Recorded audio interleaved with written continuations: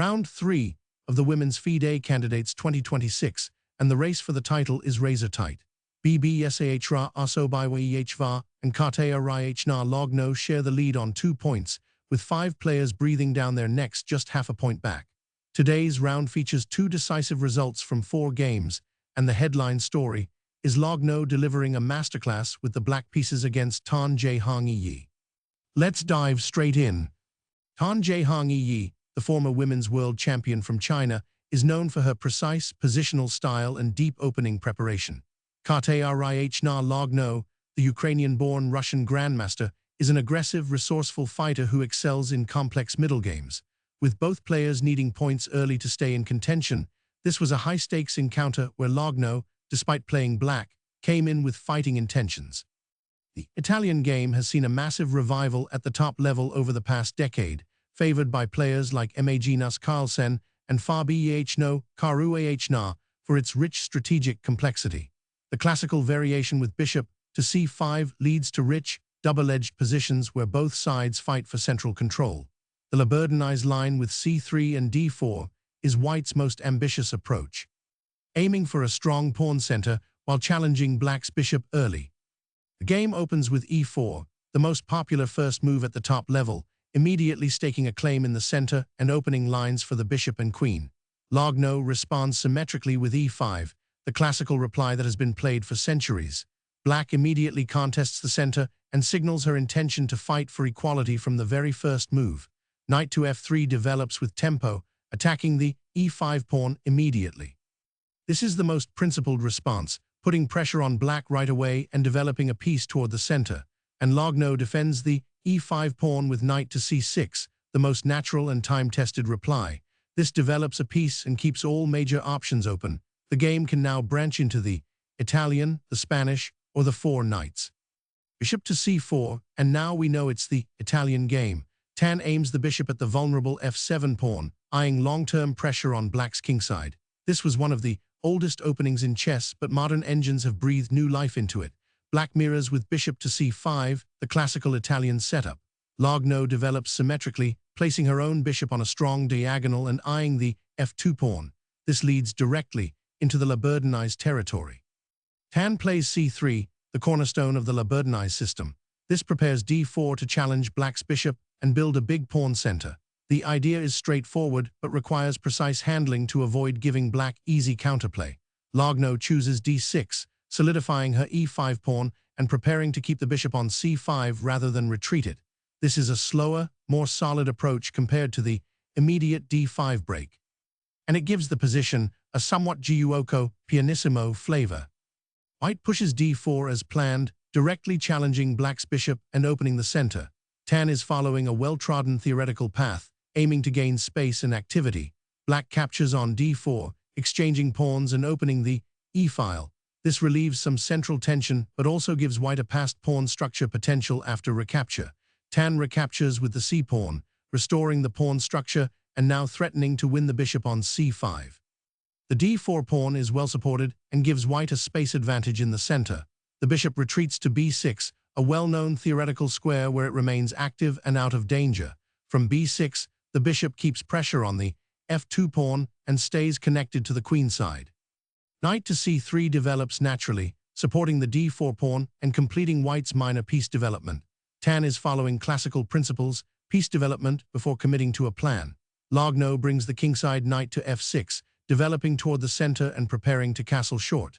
The position remains theoretically balanced, with both sides having developed pieces harmoniously.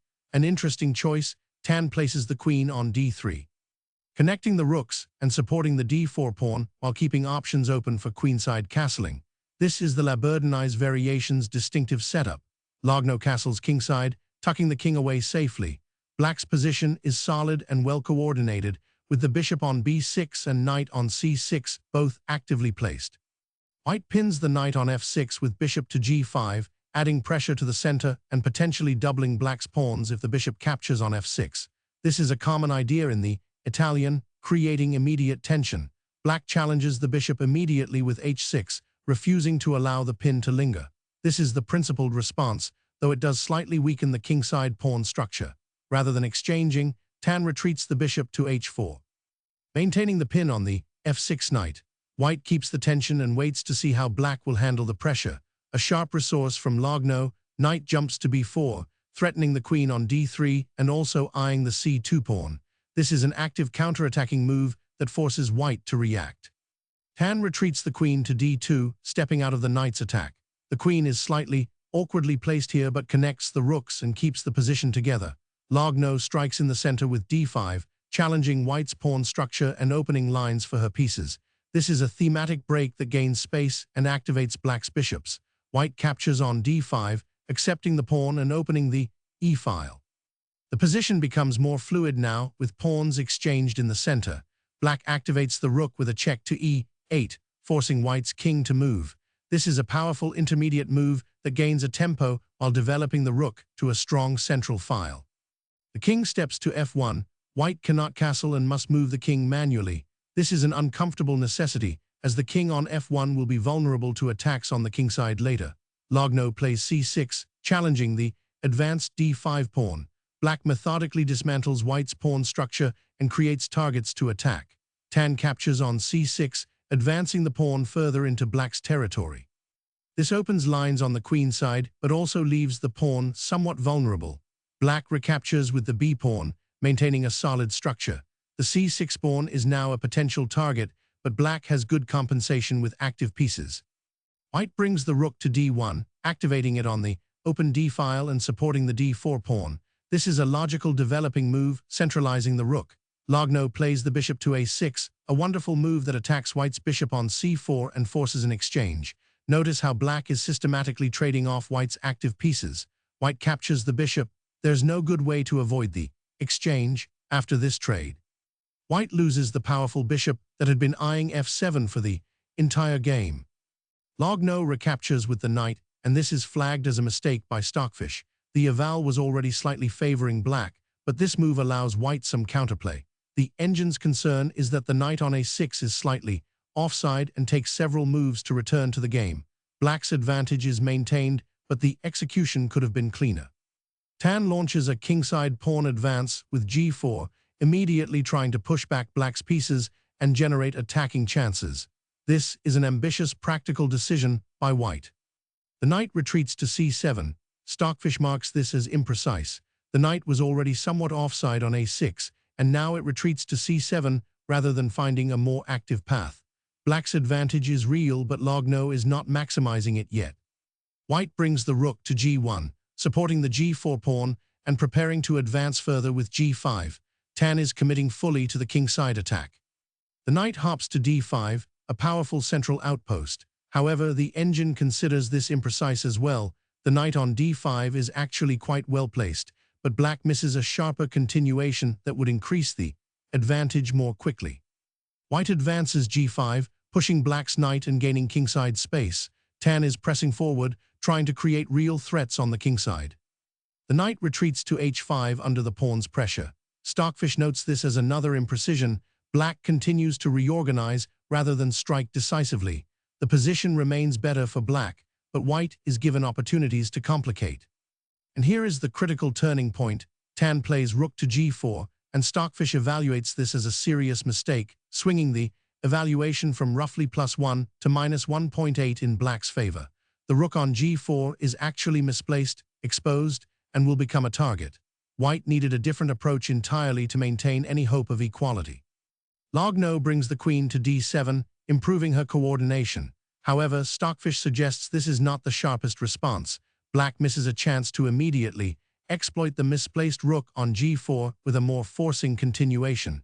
The advantage remains significant though. White plays h3, trying to stabilize the kingside and prevent any backrank tricks. But structurally, this changes very little. Black's pieces are well coordinated, and white's king remains exposed. The queen swings to f5, a very active square where it eyes both the g4 rook and potential attacks on the kingside. The engine notes this as slightly imprecise, but practically, it keeps black's large advantage intact. Tan moves the queen back to d3, trying to defend and regroup. White is struggling to find an active plan while black's pieces dominate. A dramatic knight sacrifice to e3 with check. Lagno throws the knight into white's position, creating immediate threats. Though the engine rates this as slightly suboptimal compared to other continuations. It's a powerful practical move that forces white's hand immediately. Tan captures the knight, declining would be worse. White takes on e3, opening the f-file and accepting a compromised pawn structure in exchange for the extra piece. The queen swoops into f3 with check, exploiting the newly opened f-file. Though the engine rates this as slightly imprecise, black continues to pile on the pressure with forcing moves. White blocks the check with bishop to f2, forced. The bishop is now pinned and somewhat passively placed, but it was the only reasonable defense. Black captures on h3 with check, winning a pawn and continuing to harass the white king. Lagno is methodically collecting material while maintaining the attack.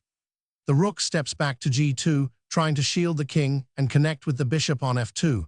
White is purely on the defensive now. Black captures on g5, winning another pawn. Lagno continues to collect material while keeping white under constant pressure. The king steps to g1, seeking shelter. White has shed pawns and the position looks increasingly desperate. The bishop retreats to c7, repositioning to a more active diagonal. Stockfish evaluates this as improving black's advantage. The bishop will find better squares from here.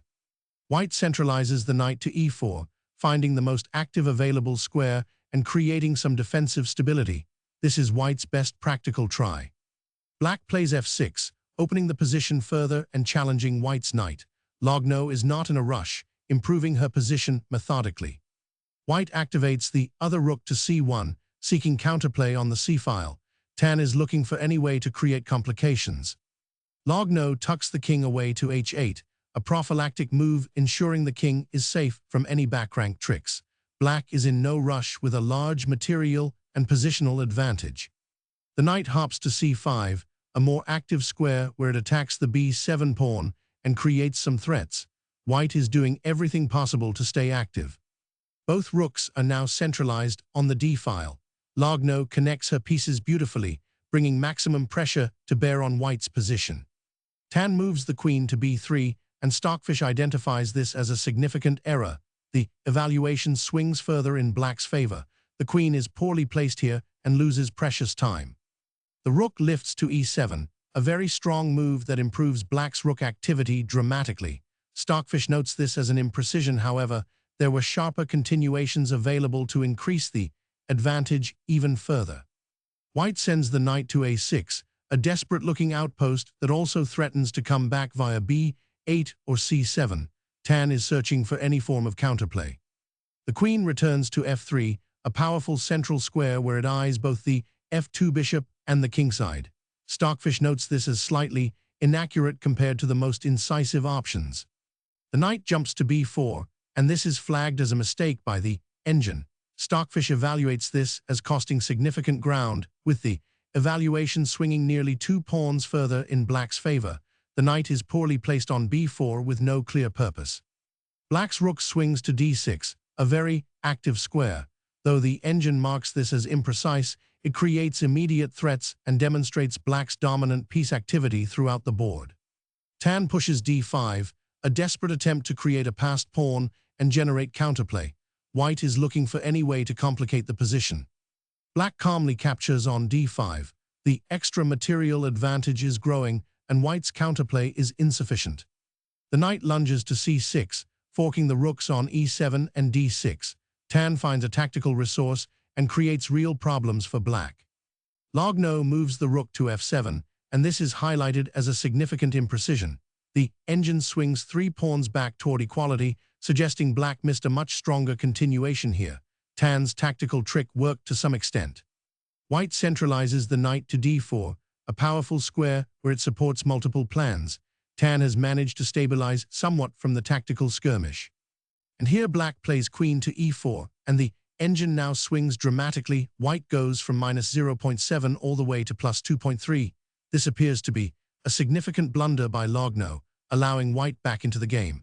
However, the game will show that Tan cannot find the winning continuation. White captures the bishop on c7, winning material. Tan takes advantage of black's queen being on e4 and launches a tactical sequence. Black recaptures with the rook on c7. The material balance has shifted. but the position remains highly complex with both sides having active pieces and pawns in the endgame. White delivers check with queen to b8, forcing the king back. Tan is trying to coordinate a mating attack or win decisive material. The king steps to h7, the only safe square. The position is now extremely tense with both sides having attacking chances. White captures the rook on c7, winning the exchange. Tan now has a queen, rook, knight, and bishop versus black's queen, rook, knight, and pawns, a material advantage, but the position remains complicated. Black's rook activates to b6, immediately threatening white's queen position. Lagno is fighting back with maximum piece activity despite the material deficit. White plays b3, securing the queenside and giving the king a flight square. Tan is trying to consolidate the material advantage. Black checks with queen to b1, forcing the white king to move and maintaining the pressure. Lagno refuses to go quietly. The king steps to h2, escaping the check.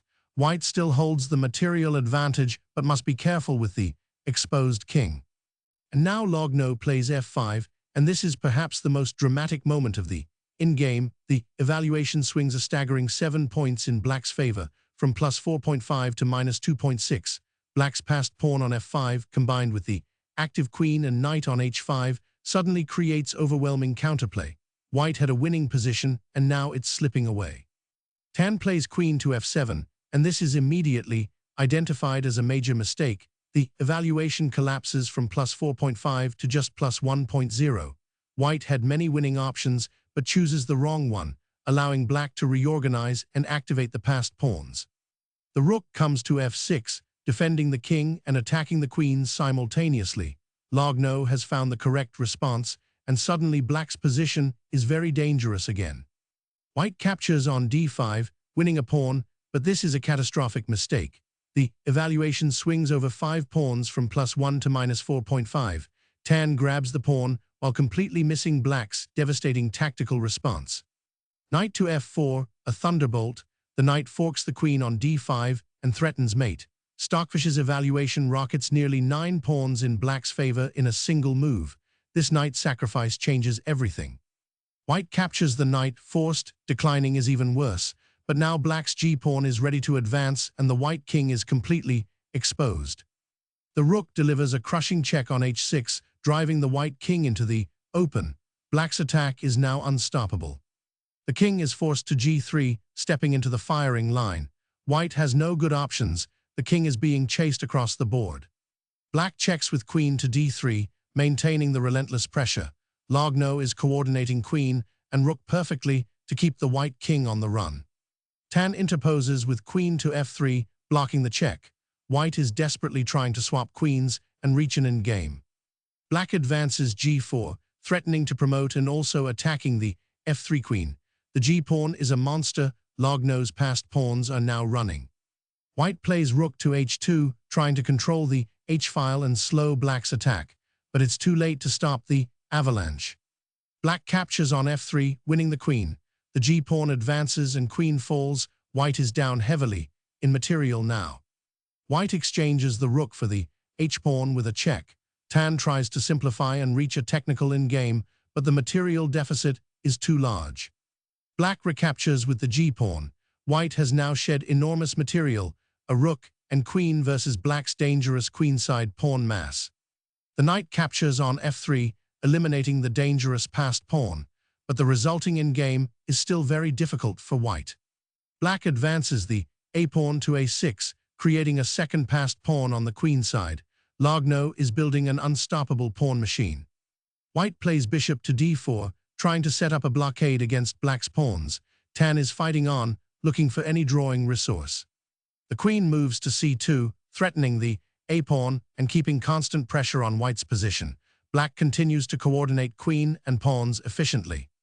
White advances b4, trying to create queenside counterplay of her own. Tan is searching for any way to generate complications. Black snaps off the a2 pawn, collecting more material. Lagno's queen is dominating the board, picking up pawns at will. The bishop moves to c3, trying to set up a fortress or create tactical tricks, but white's position is structurally lost. Queen to b3, attacking the c3 bishop and keeping the pressure relentless. Black is simply mopping up the position. The bishop retreats to e1, the last defensive stand. White has almost no pieces left to fight with. Black activates the king, marching it toward the center. With queens on the board, the active king becomes a powerful weapon in the endgame. White's king steps to g2, centralizing slightly, but there is no real defense against black's advancing pawns and active queen. The king continues its march to f7, activating further. Lagno is playing the endgame with precision, improving every piece. The knight hops to h4, trying to find some activity, but it's too little too late. White's material deficit cannot be overcome. Queen to e3, and at this point, with black's queen dominating, multiple passed pawns on the queen side, and white's forces completely unable to coordinate, Zhongyi resigned. A magnificent fighting performance from Kateryna Lagno, who recovers from several inaccuracies to win a complex, hard-fought battle. This game was ultimately decided by two moments. Tan's misplaced rook on g4 around move 20, which handed black a lasting advantage, and then the catastrophic queen capture on d5 on move 42, which allowed Lagno's knight fork on f4. From that moment, Lagno's passed pawns and active queen proved absolutely unstoppable, wrapping up a vital win that kept her joint atop the standings. And that wraps up round 3 of the women's FIDE candidates. Lagno wins and stays joint first with Osobyehva on 2 points, while the pack stays close with 5 players just a half-point back. This tournament is wide open. Let me know in the comments which game you found most exciting, and if you enjoyed this video, please like and subscribe. Round 4 is going to be absolutely critical.